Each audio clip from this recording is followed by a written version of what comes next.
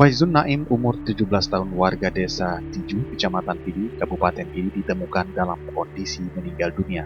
Korban tenggelam di Sungai Pucuk Grung, Desa Monikum, Kecamatan Lukna, Kabupaten Aceh Besar, Minggu 14 Juli 2020. Kepala Kantor Pencarian dan Pertolongan Basarnas Banda Aceh, Budiono, menyampaikan, sekitar pukul 08.00 WIB, Minggu 14 Juli 2020, korban bersama 6 orang teman-temannya berkreasi di Sungai Pucuk Grung.